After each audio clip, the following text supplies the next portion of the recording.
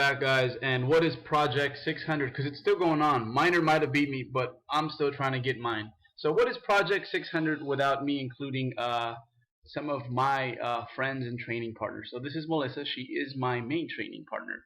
She also happens to be my main squeeze, and this is her doing pause squats with 155. And I think the coolest part about just seeing her do this here, which is quite impressive. The coolest part is the fact that when I first inherited Melissa, the situation wasn't that forgiving. I mean, she had a bunch of issues going on, and just getting into a full squat without weight, um, with even just the bar, was an issue. So it's really cool to see her uh, here now. And I mean, it's gone to the point where most of the assessments and adjustments I give to her in terms of technique and form, they're basically just more advanced cues. We're sweating the details now because we have a lot of the basics done. So that's really cool to see. And this was 265 for a triple RPE of 8, which means she probably had about 3 really grindy reps in the tank. What's up, dude? Where's your Confederate flag, homie? I know, I need my Confederate flag and a gun rack. So you can see the blood stains from many mooses back here. Keep them on the hood.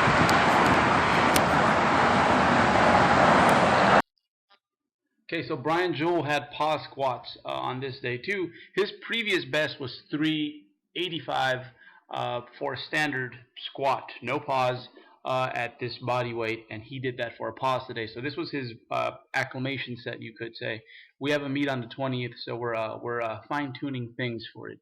And yeah, dude is looking really good. He is 19, and we've kind of made a bet that he's going to be stronger. Not a bet, but a challenge that he's going to be stronger than I by the time he turns 21. I'm not going to make it easy on him, but I don't know if I have a chance.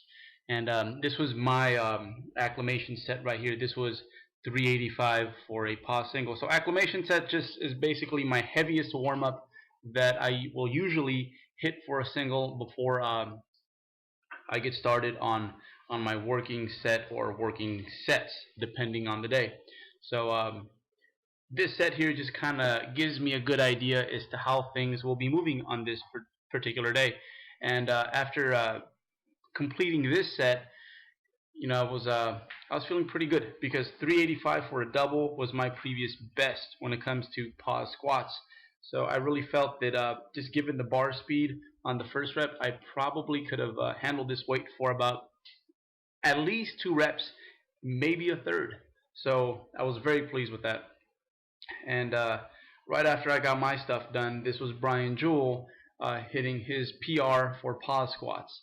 And for raw lifters, I really, really dig pause squats. One, because they make you a bit more aware as to how and in what position you reach the hole.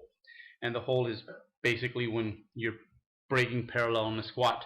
Makes you more mindful of that when you're going to spend 3 Mississippis down in the hole. So that was Brian's, and this was my pause squat. This was 405 with a pause, which is a PR for me. And again, I'm not fully confident in my squat yet because I'm still kind of getting over the boo-boo that happened in my my C7 T1. But even though I'm not fully confident, I think I'm pretty much right back to where I was. I just need to start building momentum over the course of these next few workouts. One thing I'm really in love with, though, is my walkout. And that's one of the reasons we have the mat here, is not just because we're kind of in between sizes when it comes to where we unrack the weight, but also because it's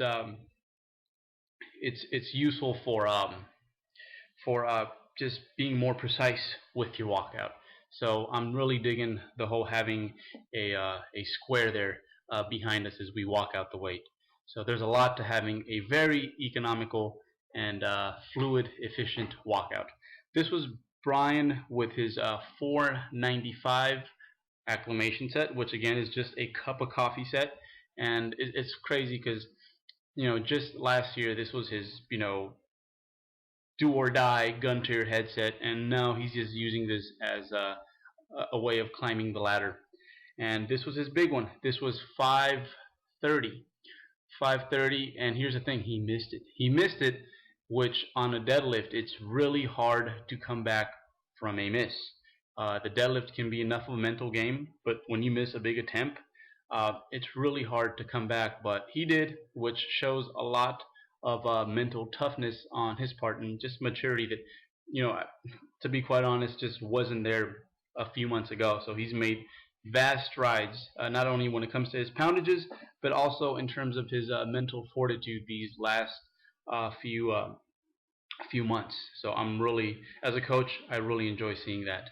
And this is Brian handling his business with 530. It was a grinder. It was rough, but it broke his old meat PR in non-meat conditions, which is pretty badass, because the deadlift is probably the one lift that really comes alive come meet time. It's just such an adrenaline-based lift that meet environment is a great place for this particular lift to really flourish.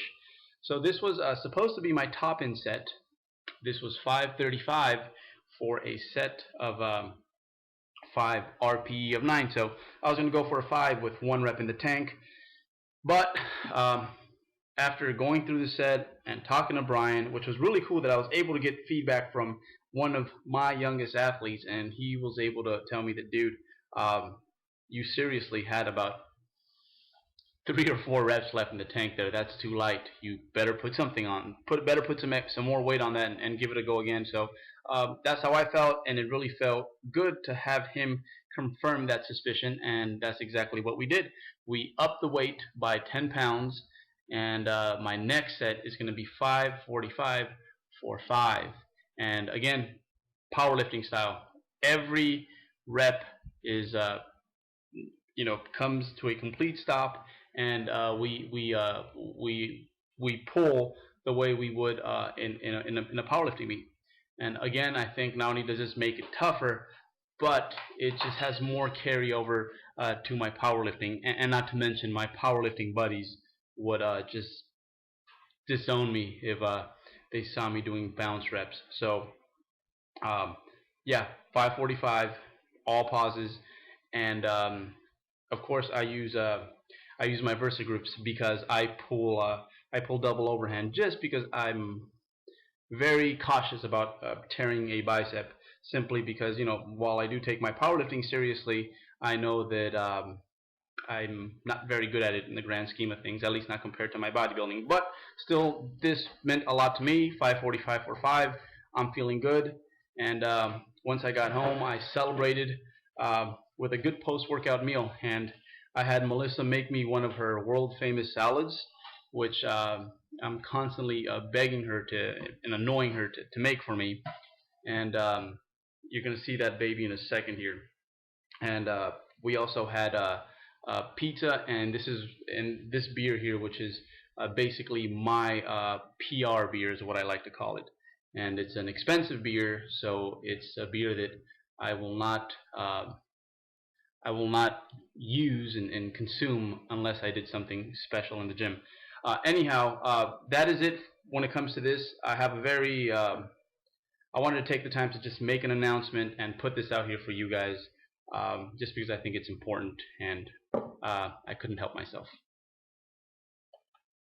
I'm really lucky that I can do all these kind of things to tear up my body, and not just tear up, but have fun with it. It's a privilege, it really is.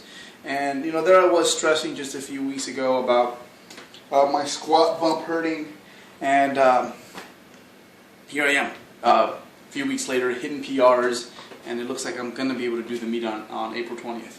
So with that said, I'm committing to doing that meet. I think I can. I kind of cruised in the last one, and I think I could do a little bit better at this meet. So basically, what I'm going to do is, if for every pound that I lift at this meet, I am going to donate to the cause that Jeff Alberts brought up today. I'm going to donate 25 cents for every quarter that I raise. So that's what I'm committing to. It's more than just a meet this time, but it's just a reminder of, you know, don't take the gift for granted. You know, even if it's really easy to look at these other freaks sometimes and, you know, complain about the fact that, you know, all things don't attach perfectly, that you don't grow quite as rapidly. You know, at the end, if you're able to do this and go to the gym and get frustrated, then it's a privilege. So with that said, hopefully I can put together a good performance on April 20th. So thank you very much, guys, for all your support, and look forward to putting out good stuff for you guys, okay? And good numbers, hopefully.